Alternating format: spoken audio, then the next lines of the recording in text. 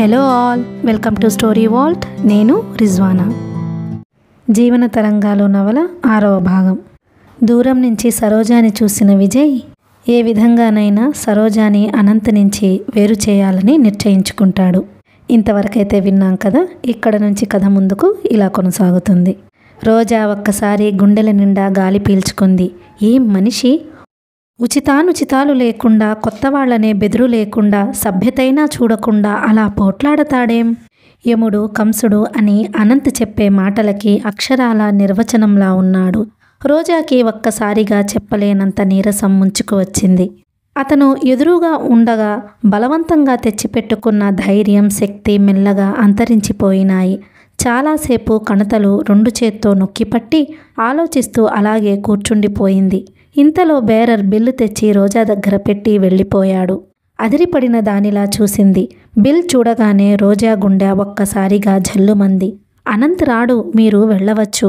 Wish you best of luck. Vijay స్వరం కొంటెగా ఖంగుమని ప్రతిధ్వనించింది. రోజాకి ఒళ్ళంతా చెమటలు పట్టినాయి. ఏం చేయాలో తోచలేదు.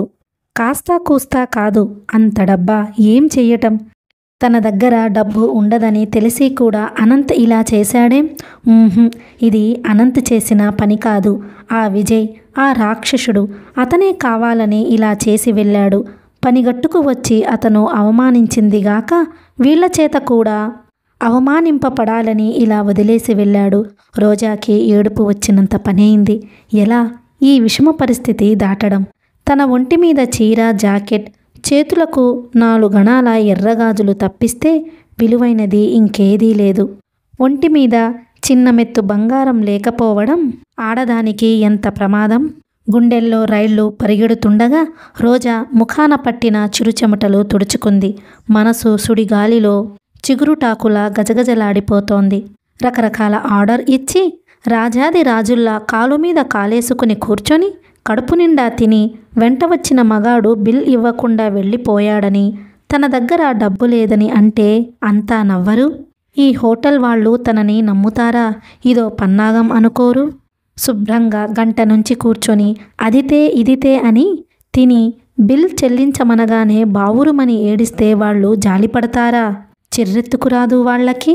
నేను తలుచుకుంటే ఏదో రకంగా ఏ కేసులోనైనా ఇరికించి జైల్లో తోయించగలను.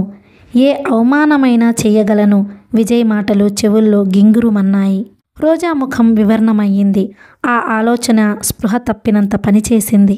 కొంపతీసి ఇటు నుంచి ఇటే జైలుకి వెళ్లాల్సి రాదు కదా?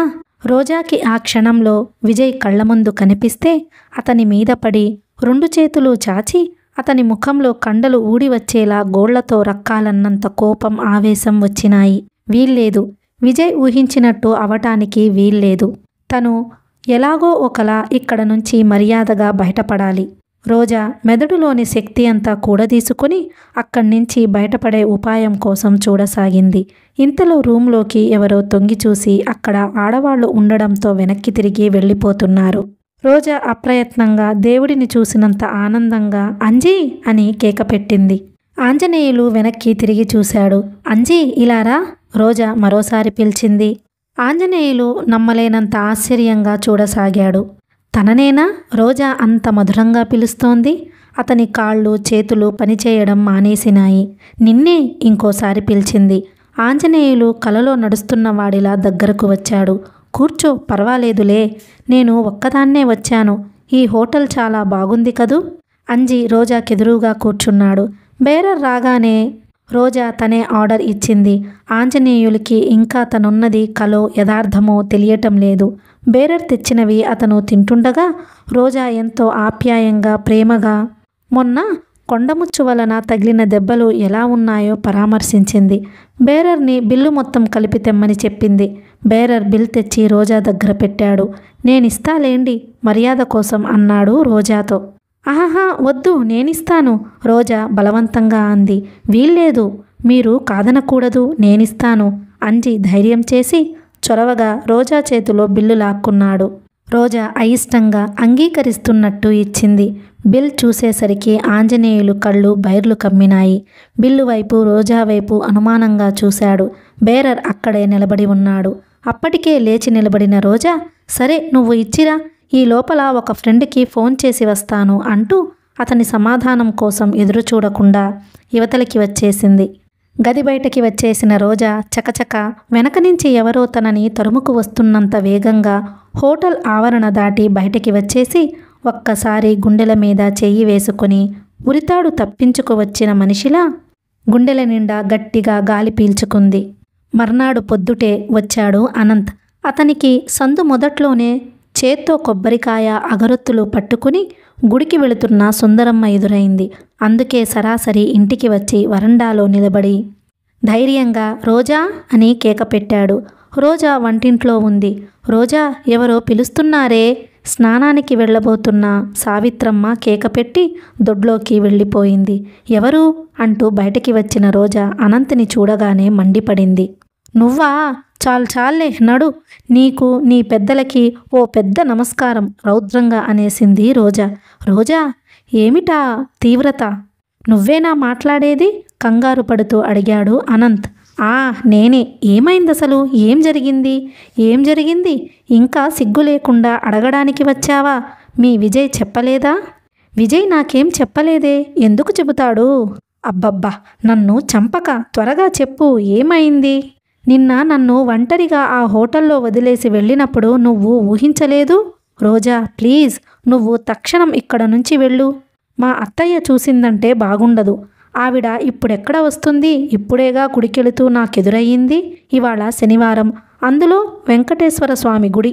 ఆ క్యూలో నిలబడి దేవుడిని దర్శించుకు వచ్చేసరికి ఈ లోపల ఇక్కడ మనం 3 యుద్ధ విరమణల సంధుల గురించి చర్చ జరపవచ్చు. చెప్పు రోజా, ఏమైంది? విజయ్ ఏమైనా అసభ్యంగా ప్రవర్తించాడా? ప్రవర్తించినా బాగుండేది. బాగా బుద్ధి చెప్పి పంపించేదాన్ని. మరి ఏమైంది? అనంత్ హతాశుడైనట్టుగా అక్కడ బెంచ్ మీద కూలబడ్డాడు. రోజా కంపరంగా చూసింది. నీకే చెప్పేది, వెళ్ళమని. తరుముతుంటే కూర్చుంటావేం? నువ్వు చెప్పే వరకు వెళ్ళను. త్వరగా చెప్పు రోజా, బ్రతిమాలుతున్నట్టుగా అన్నాడు. నిన్న నువ్వసలు 10 నిమిషాల్లో వస్తానన్న పెద్ద మనిషి మళ్ళీ ఎందుకు తిరిగి రాలేదు? అదేగా చెబుదామని వచ్చింది నేను ఇంటర్ చదువుతుండగా నా క్లాస్మేట్ అయిన గోపాలం ఇక్కడికి వచ్చాడు. వాడు ప్రస్తుతం ఢిల్లీలో ఉంటున్నాడు. గుంటూరు వచ్చి వెళ్ళిపోబోతూ ఇక్కడికి వచ్చాడు. ఈ మధ్యనే వాడి పెళ్ళి అయిందిలే. నేను వెళ్ళలేదు పెళ్ళికి. వాడి భార్య ఇక్కడ అక్కగారింటికి చూడటానికి వచ్చి ఈ ఊళ్ళోనే ఉందిట. నా కోసం మా ఇంటికి వెడితే విజయ్ నేను ఎక్కడ ఉన్నానో తెలియదన్నట్ట. విజయ్ దగ్గర టైపిస్ట్. నిన్న హోటల్కి రిజర్వ్ చేస్తుంటే విన్నానండి. బహుశా ఈ టైంకి అక్కడ ఉండవచ్చు అన్నట్ట. ఆ పట్టాన వాడికి ఆ హోటల్ ఎక్కడుందో తెలియకపోవటం వల్ల మా విజయ్ స్కూటర్ మీద తీసుకువచ్చాడన్నమాట. వాడసలే గాలి దుమారం లాంటి మనిషి. నన్ను చూడగానే వాటేసుకుని వదల్లేదు. ఏమిటేమిటో చెబుతున్నాడు. మా ఆవిడ ఇక్కడే ఉంది, చూపిస్తా రారా అంటూ చేయి పుచ్చుకొని లాక్కుపోసాగాడు. ఒకసారి లోపలికి వెళ్ళి చెప్పి వస్తాను అని ఎంత మొత్తుకున్నా వినలేదు. మా విజయ్తో మీరు కాస్త చెప్పండి సార్ అన్నాడు. విజయ్ కూడా వెళ్ళరా అనంత్, ఆ అమ్మాయికి నేను చెబుతాన్లే. అంతగా అయితే మళ్ళీ నువ్వు తిరిగి వచ్చే వరకు నేనిక్కడే ఉంటాన్లే అన్నాడు. నా మాట చొరనివ్వలేదు వాడు. లాక్కుపోయి స్కూటర్ మీద కూలేసినంత పని చేశాడు. నేను విజయ్ వైపు అనుమానంగా చూస్తే నా భయం గ్రహించిన వాడిలా, నాకు తెలుసులేరా, నేనేమి అసభ్యంగా మాట్లాడనులే, వెళ్ళిరా అన్నాడు. నేను త్వరగా అక్కడ వాడినెలాగో వదిలించుకొని తిరిగి వచ్చేసరికి హోటల్లో నువ్వు విజయ్ ఇద్దరూ లేరు. రోజా శ్రద్ధగా అనంత్ చెప్పిన సంజాయిషీ వింది. తర్వాత క్లుప్తంగా విజయ్కి తనకి మధ్య జరిగిన సంభాషణ చెప్పింది. బిల్ ఇవ్వటంలో తను పడిన అవస్థ, ఆంజనేయులు వచ్చి ఆదుకోవడం అన్నీ చెప్పింది. అనంత్ కళ్ళజోడు తీసి తుడుచుకుంటూ అన్నాడు. రోజా, ఎవరి మూలంగా జరగని, ఎలాగైనా జరగని నీకు ఇబ్బంది కలగడానికి నేనే బాధ్యుణ్ణి. నన్ను మన్నించు. ఈరోజు ప్రొద్దుటే ఆంజనేయులకి డబ్బు ఇచ్చేశాననుకో, అది వేరే సంగతి. నేనా డబ్బు అతనికి ఇస్తుంటే వాళ్ళ బామ్మకి చచ్చినంత అనుమానం. ఎక్కడ తీసుకున్నావు, ఎప్పుడు తీసుకున్నావు, ఎందుకోసం తీసుకున్నావు అంటూ నన్ను 1,00,000 ప్రశ్నలతో చంపిందనుకో. అబ్బా, ఆ హోటల్లో ఎంత అవమానం నుంచి తప్పించుకున్నాను నేను. ఒళ్ళు జలధరిస్తుండగా అంది రోజా. రోజా, దీనికంతటికీ కారణం మా విజయ్ కదూ. ఇంకా సందేహమా అన్నట్టు చూసింది. విజయ్ మీద నీకు నిజంగా ప్రతీకారం తీర్చుకోవాలని ఉందా? సీరియస్గా అడిగాడు అనంత్. ఉంది. అయితే ఎలాంటి సంకోచం లేకుండా నన్ను పెళ్లి చేసుకో. రోజా అదిరిపడిన దానిలా చూసింది. నిజం రోజా, మనస్ఫూర్తిగా చెబుతున్నాను. అతని వైపు తీక్షగా చూసిన రోజాకి అనంత్ ఉద్విగ్నమై ఉండటం, కళ్ళు వింత కాంతితో కళతళలాడుతుండటం కనిపించింది. రోజా మెల్లగా చాలా మృదువుగా చెప్పింది. వద్దు అనంత్, నాకు అవమానం జరిగిందనే వ్యధతో నువ్వు హద్దు దాటి ఆలోచిస్తున్నావు. నువ్వు ఆవేశంతో మాట్లాడుతున్నావు తప్ప ఇంకేం లేదు. పర్వాలేదు, ఇలా అవమానాలు, అత్యాచారాలు భరించటం నాకు అలవాటే. నువ్వేం అనుకోకు. విజయ్ ఎలా ప్రవర్తించినా మన స్నేహానికి అడ్డుండదు. భగవంతుడు కూడా మన మైత్రిని విడదీయలేడని నా నమ్మకం. లేదు రోజా, నేను మనస్ఫూర్తిగానే చెప్పాను. నా మనసులో చాలా కాలం నుంచి ఉన్న ఈ మాట నీ చెవిన వేయటం ఎలాగా అని ఇన్నాళ్ళు సతమతమైపోతున్నాను. ఉన్నమాట చెప్పేశాను. నా గుండెలు ఇప్పుడు తేలికపడ్డాయి. నీ అనుకూలమైన సమాధానం కోసం జీవితాంతం వేచి చూస్తూనే ఉంటాను. నువ్వు నన్ను నిరాశపరచవని నాకు తెలుసు. రోజా, నా చదువు సంధ్యలు నువ్వెరుగున్నావు. ఒకసారి నువ్వు నాతో వస్తే మా లాయర్ దగ్గరకు తీసుకువెళ్ళి నా ఆస్తి పాస్తులేమిటో కూడా చెప్పిస్తాను. ఇక నా గురించి అంటావా? వీడి గురించి నీకు తెలిసినంతగా ఇంకెవరికీ తెలియదేమో. రోజాకి ఏం చెప్పాలో తోచలేదు. స్నానం చేసి లోపలికి వచ్చిన సావిత్రమ్మ, ఎవరే ఆ వచ్చింది రోజా అంది. అనంత్ వచ్చాడమ్మా అంది రోజా. అనంత్ లేచాడు. ఇక నేను వస్తాను. ఇప్పుడు నేను చెప్పిన విషయం నువ్వు నిదానంగా ఆలోచించు. అది నా ఒక్కడిది కాదు, మనిద్దరికీ సంబంధించినది. నీ నోటి నుంచి రాబోయే ఆ ఒక్క ముక్కలో నా భవిష్యత్తు ఆధారపడి ఉంది అని మాత్రం మర్చిపోకు. వస్తాను రోజా.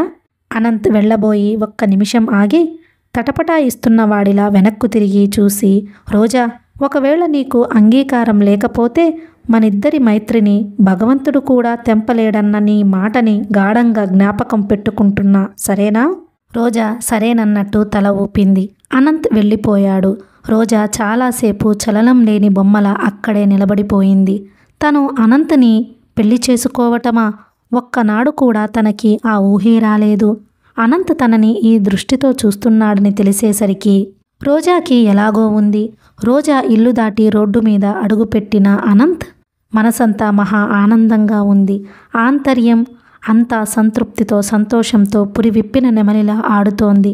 ఎన్నో రోజుల నుంచి దాచలేక తనలో తాను ఇమర్చుకోలేని మహారహస్యం ఒకటి ఈరోజు 4 రోడ్ల కూడలిలో నిలబడి నలుగురికి గొంతెత్తి బిగ్గరగా చెప్పినంత తేలికగా ఉంది. అనంత్కి రోజాలో ఉన్న ఒక బలహీనత బాగా క్షుణ్ణంగా అర్థమైపోయింది. తను విజయ్ అధికారం భరించలేనట్టు, అతని ఆజ్ఞల క్రింద విలవిలలాడిపోతున్నట్టు నటిస్తే రోజా సానుభూతితో తన ప్రక్కకు వస్తుంది. తన కోసం ఏదైనా చేస్తుంది. అనంత్ ఈ ఆధారాన్ని గట్టిగా పట్టుకున్నాడు. రోజాని చేరువవ్వాలంటే ఇది ఏకైక లక్ష్యంగా మారాలి. విజయ్ తన స్టడీ రూమ్లో కూర్చొని రేపు వాదించాల్సిన కేసు కాగితాలు చూసుకుంటూ ముఖ్యమైన పాయింట్లు నోట్ చేసుకుంటున్నాడు. తండ్రి కొడుకుల మధ్య జరుగుతున్న ఆ కేసు చాలా క్లిష్టమైనది. అవతల వైపు లాయరు ఉద్దండుడు, చాలా పేరు మోసినవాడు. ఈ కేసు గనక గెలిచినట్టయితే కేసుని బట్టి కాకపోయినా అవతల పేరుగల ప్లేడర్ని ఓడించిన ఘనత దక్కుతుంది. విజయ్ చాలా సీరియస్గా పూర్తి ఏకాగ్రతతో ఫైల్ చూస్తున్నాడు. ఇంతలో బయట అడుగుల శబ్దం వినిపించింది. విజయ్ తిరిగి చూడలేదు. అడుగుల ధ్వనిని బట్టి అనంత్ అని తెలుస్తూనే ఉంది.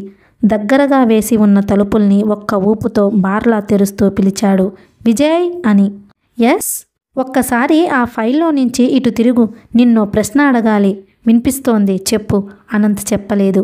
విజయ్ ఫైల్ చూస్తూనే రివాల్వింగ్ చైర్లో గిర్రున గుమ్మానికి అభిముఖంగా తిరిగాడు. ఎస్. చప్పున చెప్పమన్నట్టుగా ఉంది అతని స్వరం. నిన్న నాకంతా నచ్చజెప్పి ఆ హోటల్లో నువ్వలా రోజాని అవమానించటంలో నీ ఉద్దేశం? విజయ్ ఫైల్లో నుంచి తలెత్తి చూశాడు. నీకు సిగ్గనిపించటం లేదు? రోషంగా అడిగాడు అనంత్. విజయ్ కనుబొమ్మలు పైకి లేచినాయి. ఆడపిల్లని అయినా చూడకుండా అంత అవమానం చేస్తావా? ఏం చేశాను నేను?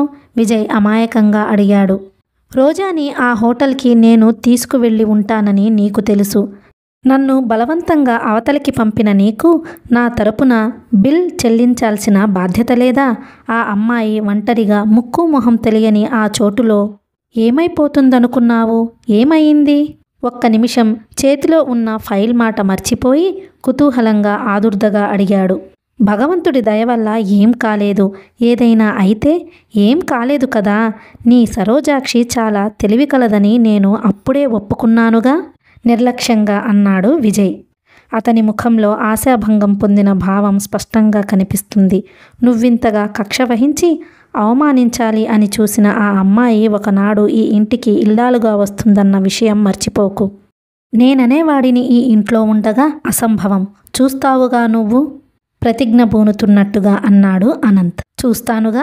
విజయ్ గిర్రున మళ్ళీ టేబుల్ వైపు తిరిగాడు. Sorry to disturb you. Anant క్షమార్పణ ఒకటి పారేసి వెళ్ళిపోయాడు. విజయ్ కళ్ల ముందున్న ఫైల్లో క్షణం సేపు రోజా ముఖం సవాలు చేస్తున్నట్టుగా కనిపించసాగింది విజయ్కి. రోజాకి ఆ రోజు పోస్టులో ఆకాశరామన్న ఉత్తరం వచ్చింది. అందులో సంబోధన కానీ సంతకం కానీ లేదు.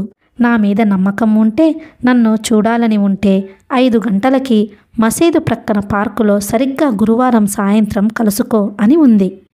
క్రింద సంతకానికి బదులు చంద్రవంక ఉంది.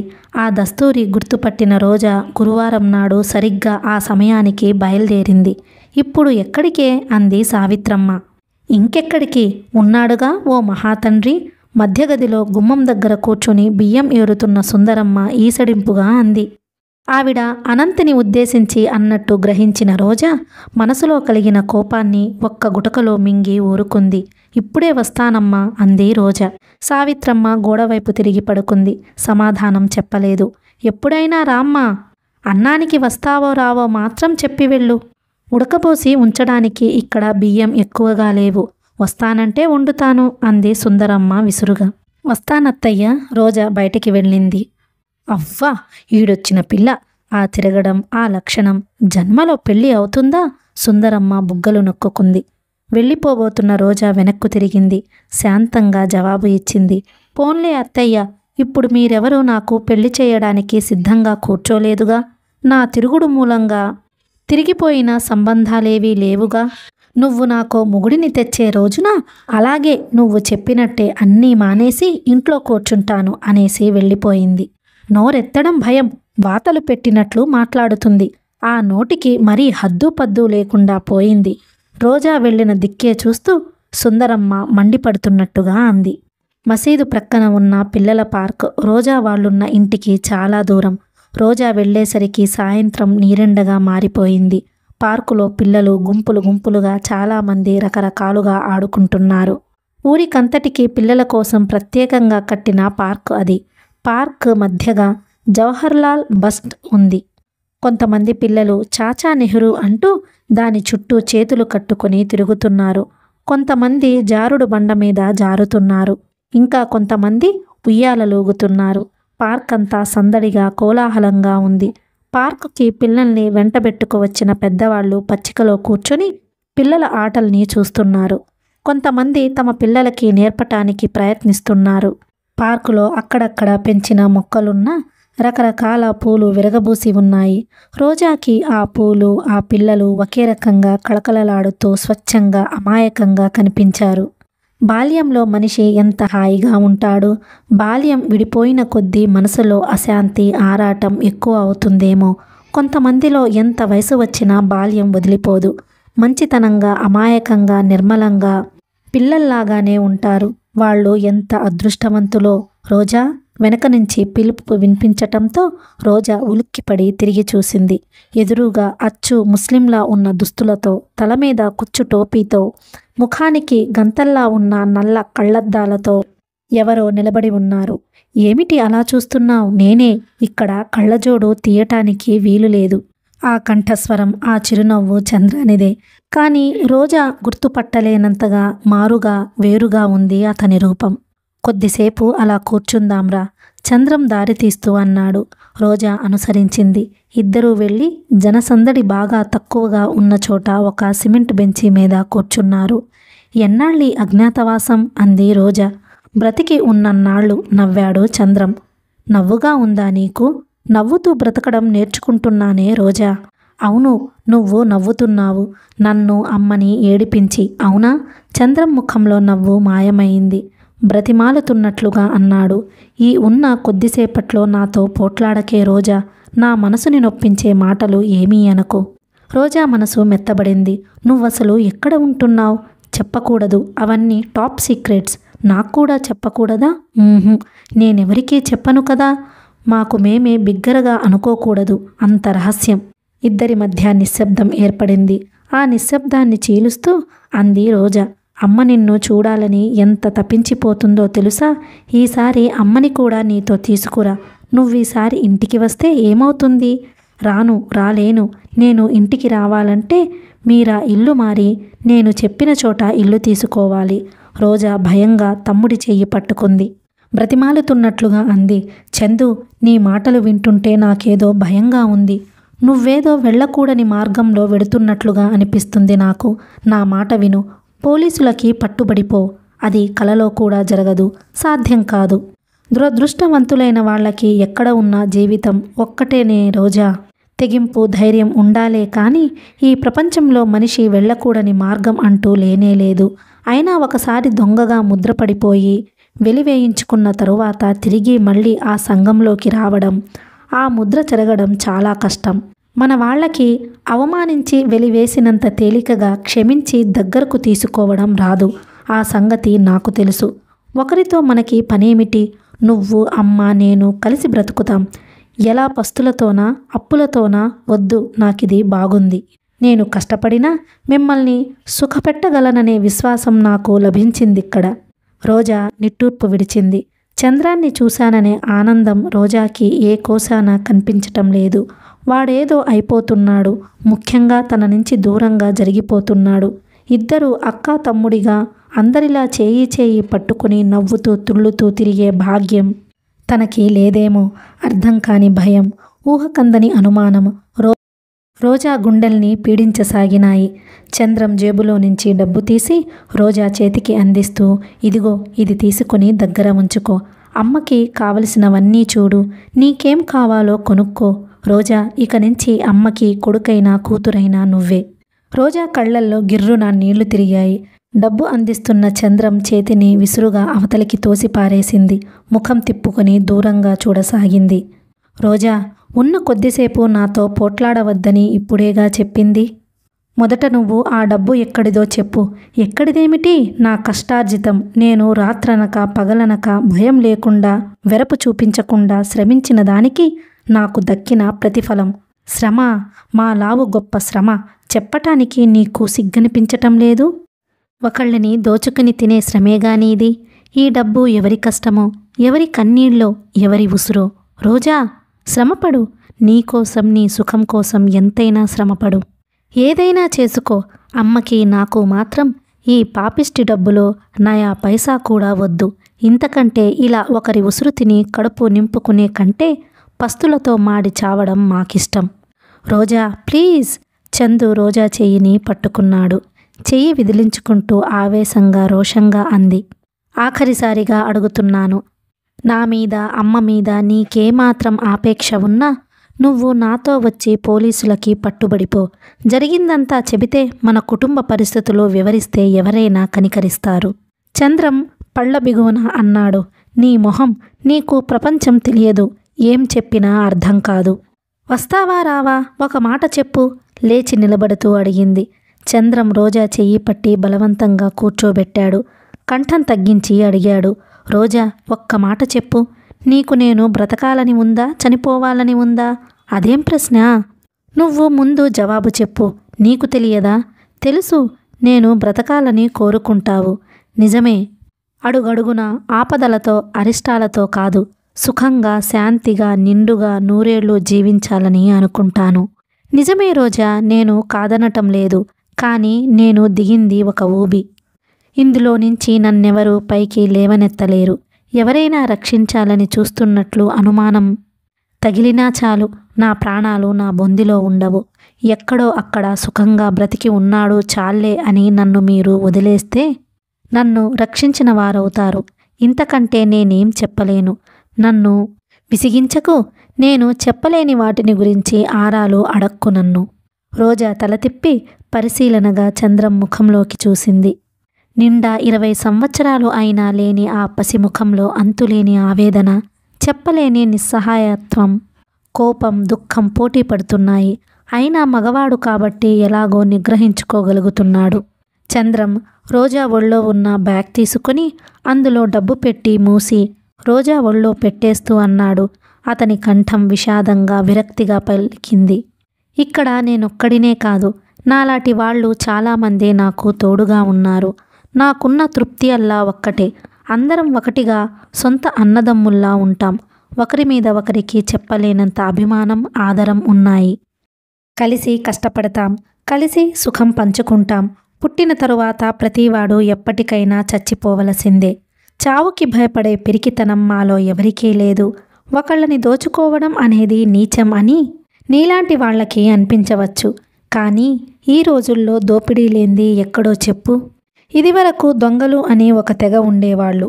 ఇప్పుడు ఆ వృత్తి అందరిది అయిపోయింది. ఎవరు ఎంత బాగా దోచుకోగలిగితే అంత ఘనత, అంత ప్రతిభ. నువ్వున్న ప్రపంచంలోని సంఘంలో అందరూ సన్మార్గులేనంటావా రోజా? మాకు వాళ్ళకి ఒక్కటే తేడా, మాకు బురఖాల్లే వాళ్ళకి ఉన్నాయి, అంతే. రోజా దిగ్భ్రాంతురాలై వింటోంది. ఈ మాట్లాడేది తన చిన్నారి తమ్ముడు చంద్రమేనా? ఎంత ఎదిగిపోయాడు, ఎలా మాట్లాడుతున్నాడు? విరక్తిగా మొదలైన అతని మాటలు చివరికి కసిగా, ద్వేషంగా పూర్తవడం రోజా గమనించకపోలేదు. చేతికున్న వాచి చూసుకుంటూ అన్నాడు చంద్రం. ఇంకో 10 నిమిషాలు టైం ఉంది.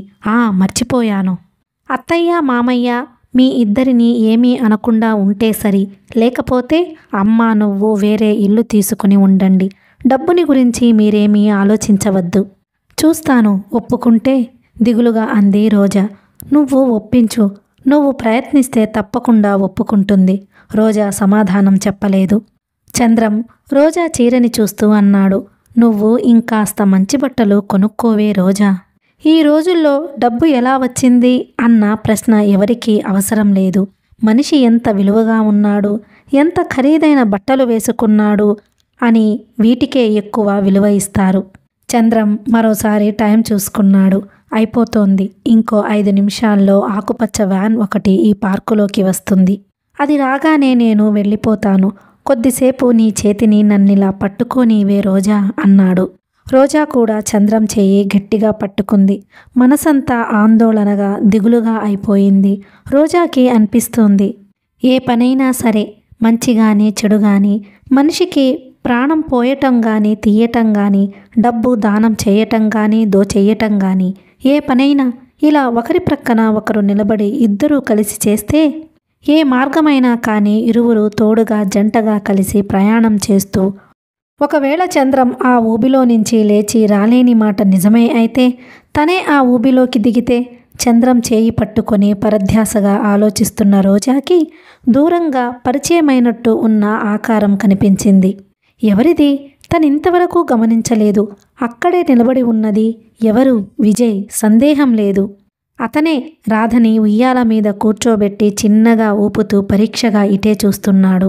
రోజా నిటారుగా కూర్చుంది. ఎంతసేపటి నుంచి అతనలా చూస్తున్నాడో చాలాసేపటి నుంచి చూస్తున్నట్టుగా అతని వాలకమే చెబుతుంది. చంద్రం చెబుతున్నాడు, రోజా, ఒక్కోసారి ఎంత ఏడుపు వస్తుందో. నేను కల్లో కూడా ఊహించని జీవితంలోకి వెళ్ళి పడ్డాను నేను. ఒక్కోసారి రాత్రిపూట నిద్ర పట్టదు. ఎంతో బాధ వేస్తుంది. అప్పటికప్పుడు అక్కడి నుంచి పారిపోయి వచ్చి అమ్మ వాళ్ళో తలదాచుకొని పడుకొని ఇదివరకులా అమాయకుడిలా ఉండిపోవాలనిపిస్తుంది. పంజరంలో పిట్టలా నా ప్రాణం గిలగిలలాడిపోతోంది. నాకు మీరున్నారనే జ్ఞాపకమే నాకు జీవం పోస్తోంది. మీకోసం బ్రతకాలి అనే పట్టుదలే శక్తిని ప్రసాదిస్తుంది. లేకపోతే ఏనాడో ఏ రైలు క్రిందో తలపెట్టేసి ఉండేవాడిని. చంద్రం కంఠం, అతను ఆ మాటలు పలికే తీరు, ఆ కంఠంలో గూడు కట్టుకున్న దైన్యం, నిస్పృహ, వేదన, ఇవన్నీ కలిసి రోజా క్షణం సేపు విజయ్ సంగతి మర్చిపోయి వెర్రిగా చంద్రం వైపు చూసేలా చేశాయి.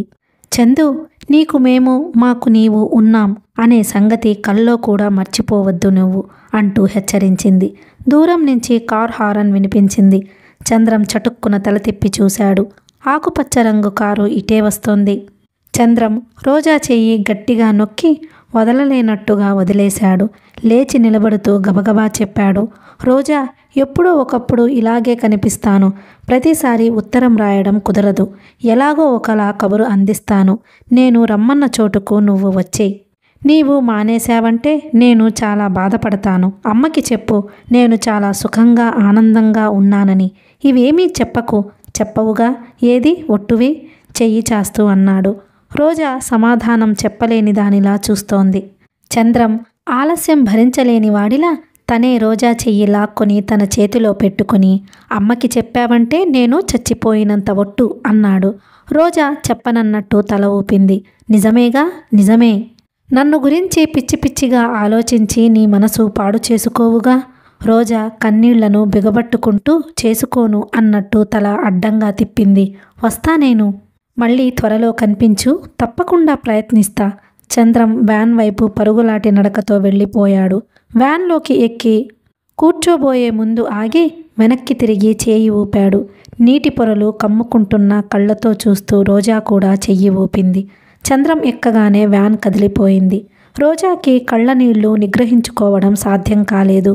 కొనగోటితో వాటిని తుడుచుకుంటూ ఏనాడు దేనికోసం భగవంతుని ప్రార్థించని రోజా మనసులో 2 చేతులు జోడించి, భగవాన్, వాడికి నీవే అండ అనుకోసాగింది.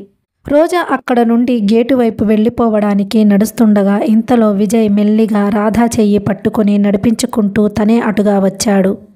అతన్ని చూసి కూడా చూడనట్టు ముఖం తిప్పుకుంది రోజా. కులాసాగా ఉన్నారా? పని కట్టుకుని ప్రత్యేకంగా పలకరించాడు విజయ్. ఆ, మీ దయవల్ల విసురుగా వ్యంగ్యంగా సమాధానమిచ్చింది.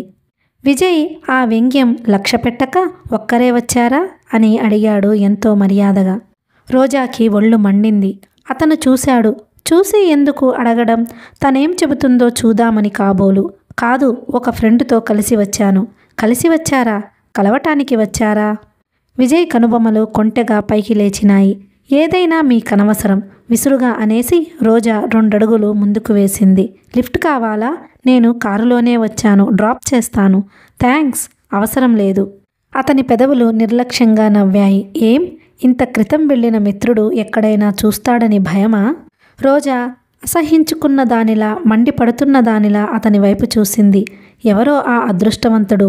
మన జాతివాడు కాదనుకుంటానే హేళనగా అన్నాడు. అవును, మీ జాతివాడు మాత్రం కాదు. జవాబు విసిరికొట్టినట్టుగా ద్వంద్వార్థంగా అయ్యింది. అవును, నాకు తెలుసు. డబ్బు మీద ఆశ కలిగి డబ్బు కోసం ఏ పనైనా చేయడానికి వెనుదీయని వాళ్ళందరినీ ఒకటే జాతి. ఆ జాతికి నేను చెందను. నిజం చెప్పు, ఎవరతను? అతనికి నీకు ఏమిటి సంబంధం? నిలదీస్తున్నట్టుగా అడిగాడు. క్షణంసేపు తెల్లబోయినట్టుగా చూసినా వెంటనే తెప్పరిల్లిన రోజా రెట్టింపు నిర్లక్ష్యంగా అంది. మీ కనవసరం. పనీపాట లేకుండా ఉచితానుచితాలు మర్చిపోయి మాట్లాడే వాళ్ళకి జవాబులు చెప్పాల్సిన పని నాకు లేదు. రెచ్చిపోయినట్టుగా చూస్తూ ఆగ్రహం పట్టలేనట్టుగా అన్నాడు విజయ్. అనంత్, ఇతను ఇంకా ఎంతమంది ఉన్నారు నీ గుప్పెట్లో? ఎంతమంది కావాలి నీకు? అతని హేళనకి, కర్కసత్వానికి నిర్దాక్షిణ్యంగా గురి అయిన రోజా మాటలు రానిదానిలా, సమాధానం చెప్పలేని అసక్తురాలిలా, చేష్టలుడిగినట్టుగా కళ్ళు పెద్దవి చేసే అతని వైపు చూస్తూ అలాగే నిలబడిపోయింది. నువ్వు నిజంగా అనంత్ని పెళ్లి చేసుకోవాలని మనస్ఫూర్తిగా అనుకుని ఉంటే తప్పకుండా ఈ పాత పరిచయాలకి స్వస్తి చెప్పి ఉండేదానివి. దీన్ని బట్టి నీకు కావలసింది అనంత్ కాదని, అతని డబ్బేనని స్పష్టంగా తెలుస్తూనే ఉంది. ఈ పచ్చి నిజం ఆ మూర్ఖుడి తలకి ఎలా ఎక్కించాలో నాకు అర్థం కావటం లేదు. మరోసారి ఆఖరిసారిగా అడుగుతున్నాను. నీ నుంచి అనంత్ విడుదల చేయటానికి ప్రతిఫలంగా నువ్వేం కోరుతావో చెప్పు. నువ్వేది చెప్పినా మారు మాట్లాడకుండా ఇవ్వటానికి నేను సిద్ధంగా ఉన్నాను. ఏదైనా ఇస్తారా? విజయ్కి ఆ క్షణంలో రోజా అసంభవమైనది, అవమానం జరిగేదేదో కోరుతుందనిపించింది. డబ్బుకి పరిమితమైనది ఏదైనా సరే, ఎంతైనా సరే. రోజా అతని వైపు తిరిగింది. సూటిగా అతని ముఖంలోకి చూసింది. క్రోధాగ్నితో తళతళలాడుతున్న కళ్ళతో క్షణం క్రితం తనకు కలిగిన అవమానాన్ని, వ్యంగ్యాన్ని అతని ముఖాన విసిరి కొడుతున్నట్టుగా అంది. అసలు మీకింత శ్రమదేనికి? మీ కానాడే చెప్పానుగా, నాకు కావలసింది అనంత స్నేహం గాని మీరిచ్చే డబ్బు కాదని. ఈ నిజం మీ తలకి ఎలా ఎక్కించాలో నాకు తెలియటం లేదు. ఇంకెన్నిసార్లు అడుగుతారు? ఒకసారి చెబితే వినే గ్రహింపు లేని లాయరు. ఏం లాయరు మీరు? ఆఖరిసారిగా చెబుతున్నాను.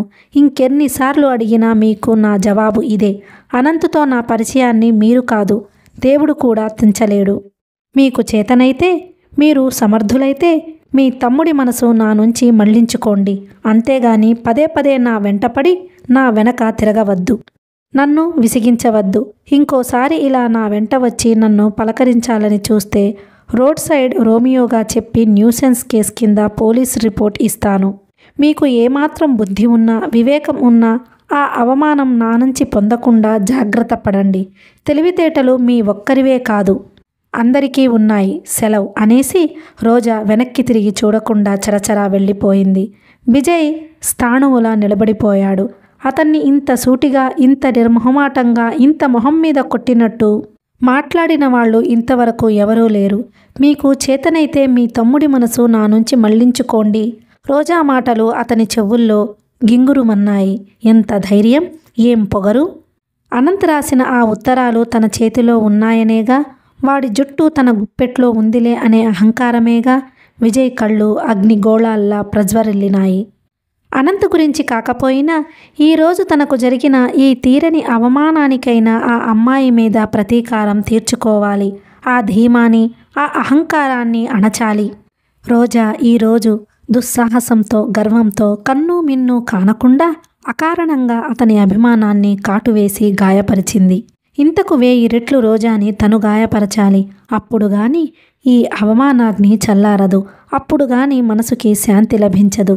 ఆగ్రహవేశాలతో నిలువున వణికిపోయిన విజయ్ రోజా పట్ల పగబట్టిన తాచులా అయ్యాడు. ఆ రాత్రి కలత నిద్రపోయింది రోజా. నిద్దట్లో చందు పరిగెడుతున్నాడు. తను కూడా వాడి వెనుక చందు చందు అని అరుస్తూ పరిగెత్తుంది. కానీ చందు ఆకటం లేదు.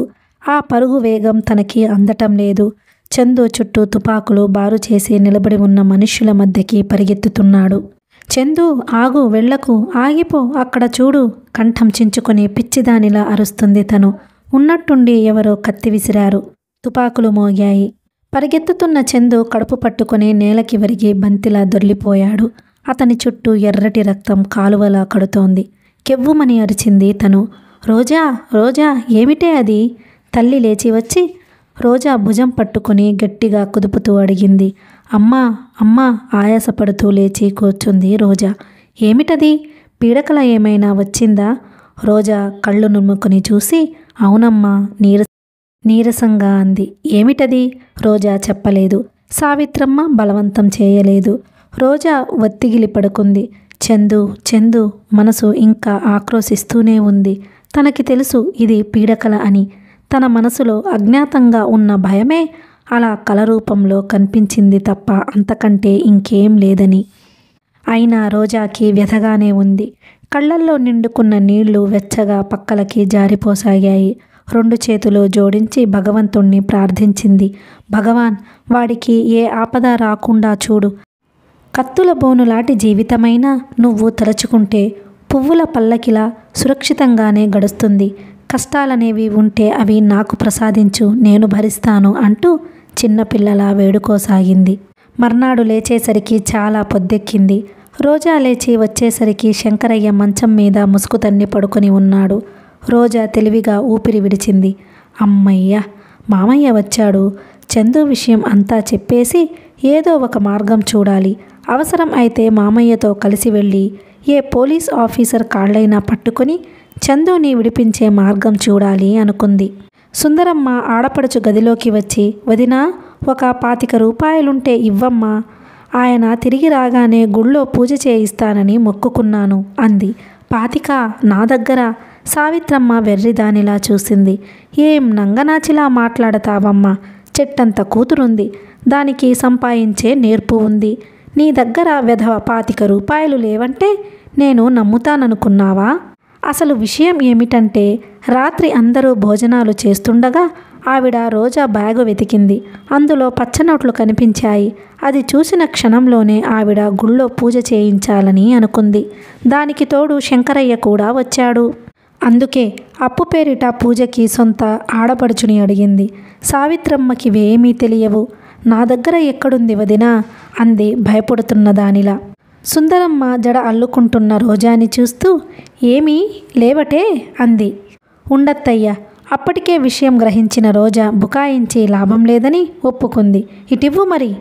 రోజా బ్యాగ్ తెరిచి చందు తనకి ఇచ్చిన డబ్బు ముట్టుకోకుండా నిన్న తను పోస్టాఫీసులో నుంచి తల్లి కోసం తీసిన 25 రూపాయలు తెచ్చి మేనత్త చేతిలో పెట్టింది.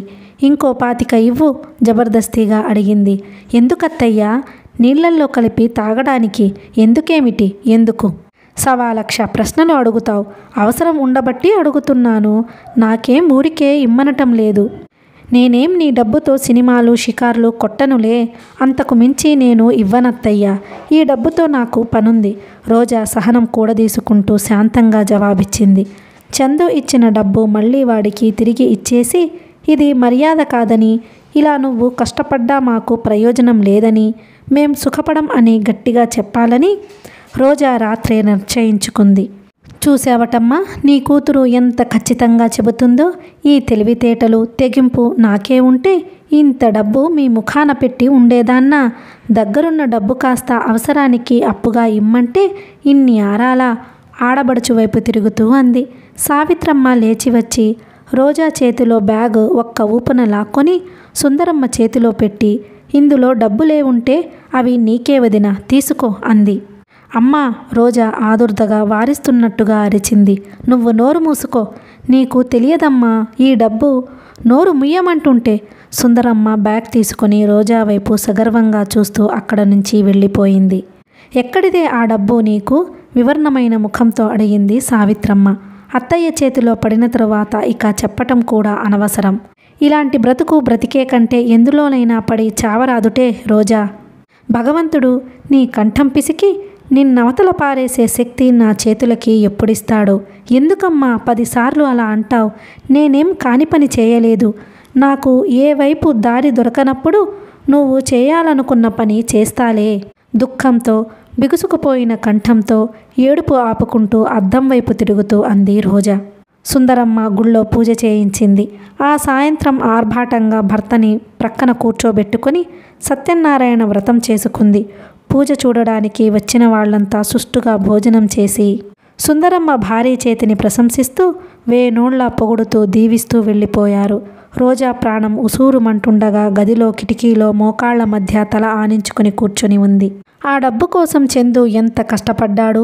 వాడంత ప్రాణానికి తెగించి పనిచేసి తెచ్చి ఇచ్చిన డబ్బు ఇలా సద్వినియోగం అయ్యింది. నిజం చెప్పాలంటే అది ఒక విధంగా పాపపు డబ్బే. ఆ డబ్బుతో చేస్తున్న ఈ పూజలు దేవుడికి అందుతాయా మరి? ఉన్న ఒక్క ట్యూషన్ పోవటంతో రోజాకి ప్రాణాంతకంగా ఉంది. ఎంత ప్రయత్నించినా ఎక్కడా మళ్ళీ దొరకనే లేదు. ఎవరి గుమ్మం ఎక్కినా హేళనగా మాట్లాడేవారే. ఎవరిని ఏది అడగబోయినా పురుగుని విదిలించినట్టు విదిలించేవాళ్లే. ఇంట్లో అత్తయ్యకి చేస్తున్న ఈ చాకిరీకి ఈ శరీర కష్టం ఇంకెవరికైనా అమ్ముకుంటే అమ్మకి తనకి ఏ ఇబ్బంది లేకుండా, ఒకరి మీద ఆధారపడుతున్నామనే బాధ లేకుండా జరిగిపోతోంది. చందు చేతికెదిగితే తమ కష్టాలు తీరుతాయని ఆశపడి చదువు విషయంలో తమ పెద్దవారు చెప్పినట్టు వింది.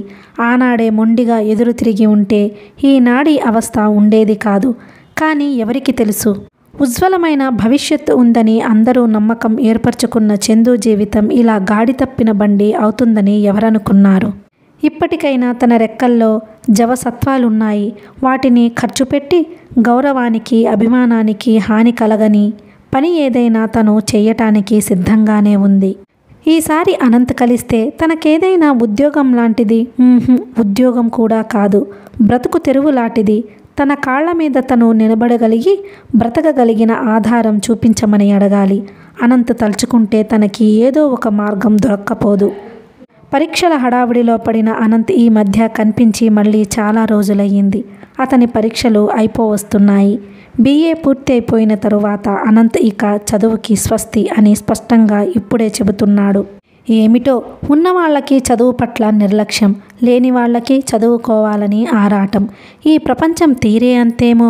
రోజాకి అప్పుడప్పుడు పోని అతని కోరిక ప్రకారం అనంత్ని పెళ్లి చేసుకుంటే అనిపించసాగింది.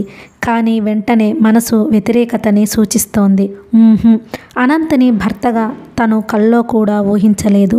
అనంత్ అంటే రోజాకి అంతులేని ఆపేక్ష, అభిమానం ఉన్నమాట యథార్థమే.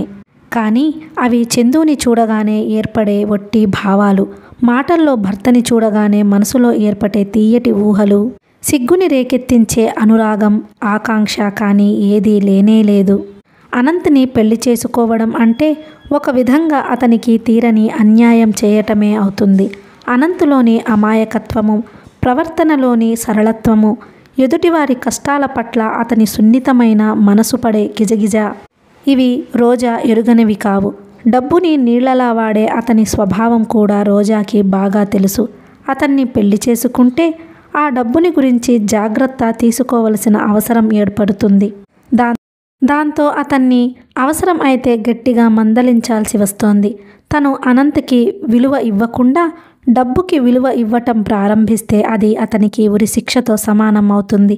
అనంత్ని చేసుకోవాలంటే అతనిలో కనిపించే ఆకర్షణ ఒకే ఒకటి, అది డబ్బు. నిజం ఒప్పుకోవాలంటే ఒక విధంగా చండ ప్రచండుడిలా విజయ్ ఉండి రాక్షసుడిలా ఆ డబ్బుకి కాపలా కాయబట్టే అది అనంత్ చేతిలో ఆ మాత్రం నిలవగలిగింది.